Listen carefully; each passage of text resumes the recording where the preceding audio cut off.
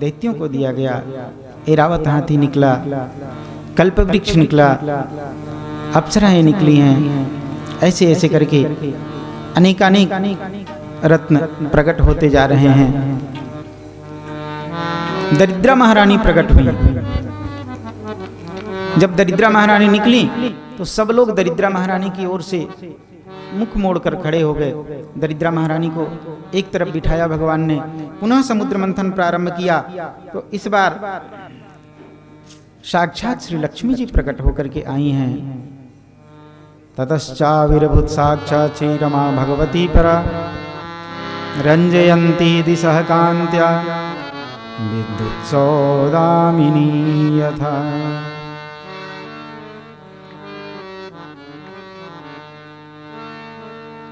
अष्टम स्कंद के अष्टम अध्याय के अष्टम श्लोक में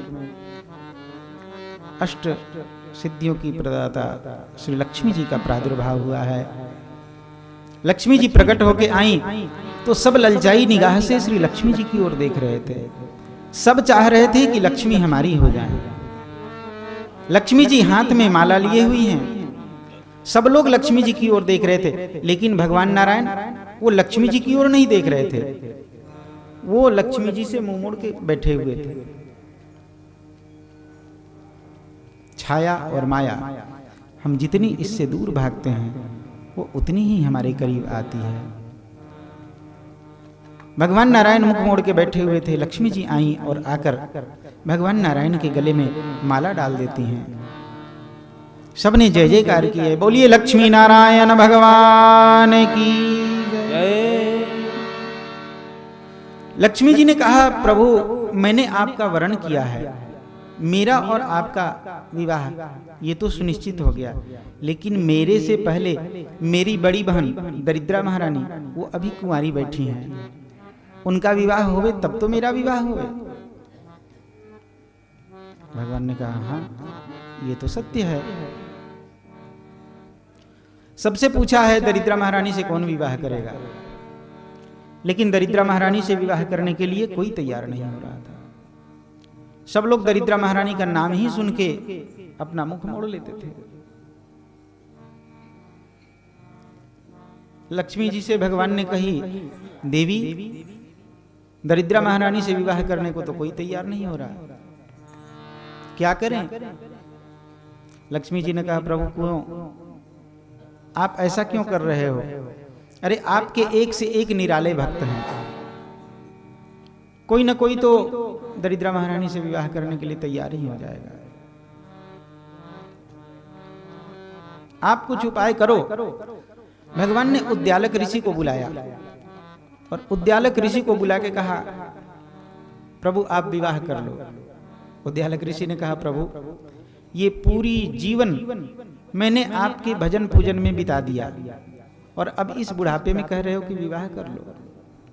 भगवान ने कहा, चलो अपनी खुशी के लिए नहीं, मेरी खुशी के लिए विवाह कर लो। उद्यालक ऋषि ने कहा, चलो ठीक है, मैं ये जप तप नियम पूजा पाठ जितना भी है ये सब आप ही की खुशी के लिए तो कर रहा हूं। अब आप अगर इससे प्रसन्न हैं, मेरा विवाह करने से प्रसन्न हैं, तो मैं ये भी कर लेता हूं। चलो आपकी खुशी के लिए मैं विवाह कर लेता हूं। उद्यालक ऋषि का विवाह श्री दरिद्रा महारानी के साथ हुआ। दरिद्रा महारानी विवाह करके उद्यालक ऋषि के यहाँ गई तो देखा यहाँ ऋषि लोग यज्ञ कर रहे थे, जप कर रहे थे, तप कर रहे थे। कहीं भजन हो रहा है, कहीं संकीर्तन हो रहा है, कहीं यज्ञ हो रहा है। दरिद्रा महारानी ने देखा तो बोली, मैं यहाँ नहीं रह सकती। बोले क्यों? दरिद्रा महारानी बोली, यहाँ मुझे घुटन होती है, मैं ऐसे परिवेश में नहीं रहती। बोले किस परिवेश में रहती है? बोले जिस परिवेश में लड़ाई झगड़ा होवे, मारपीट होवे, एक दूसरे का मान सम्मान न होवे, का कहा न माने, ऐसी जगह पे मैं रहती हूँ। ये यज्ञ, ये जप तप संकीर्तन, ये सब तो मेरी बहन लक्ष्मी जी के रहने का स्थान है। उद्यालक ऋषि ने कहा, देवी मैंने आपकी प्रसन्नता के लिए आपसे विवाह नहीं किया है, मैंने आपसे जो विवाह किया है इसमें ना आपकी प्रसन्नता न मेरी प्रसन्नता, मैंने तो विवाह किया है बस केवल प्रभु की प्रसन्नता के लिए।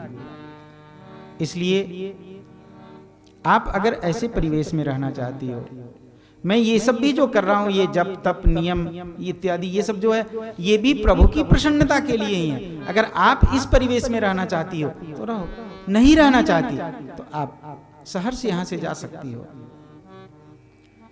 इधर लक्ष्मी जी का विवाह भगवान नारायण के साथ हो गया।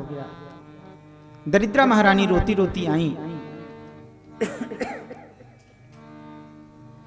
लक्ष्मी जी ने पूछा क्या हुआ?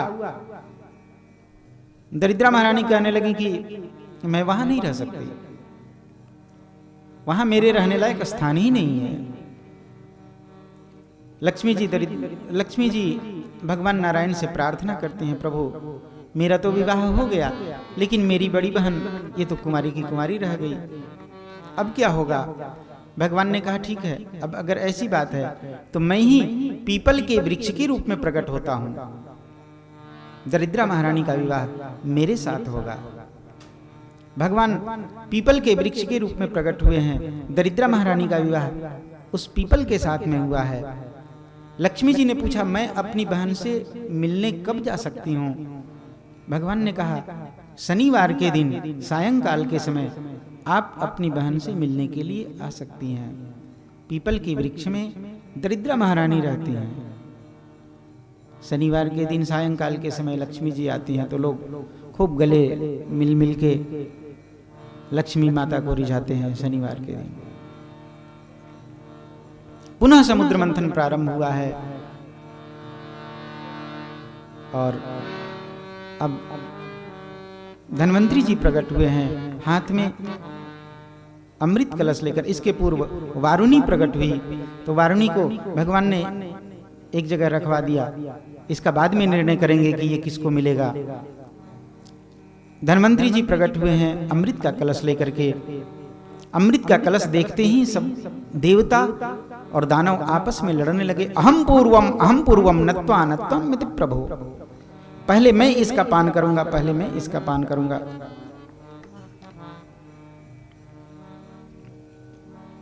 दोनों देवता और दैत्य दोनों आपस में लड़ने लग गए। भगवान ने बीच बचाव किया, मोहिनी स्वरूप लेकर देवताओं को अमृत पिलाया और दैत्यों को वारुणी पिलाई। स्वरभानु नाम का दैत्य, इसे पता लग गया कि भगवान हमारे साथ छल कर रहे हैं। सूर्य और चंद्रमा के मध्य में आकर यह बैठ गया। भगवान ने इसे भी अमृत पिला दिया। अमृत क्यों पिलाया? पंक्ति भेद नहीं होवे। भगवान ने स्वरभानु को अमृत पिला दिया। सूर्य और चंद्रमा ने कहा रे प्रभु ये तो विपक्ष का आदमी है। भगवान ने सुदर्शन चक्र छोड़ा, गला काट दिया। चूंकि अमृत पान कर चुका था इसलिए दो भाग हो गए, राहु और केतु। जय जय श्री राम। इसके बाद देवासुर संग्राम हुआ है।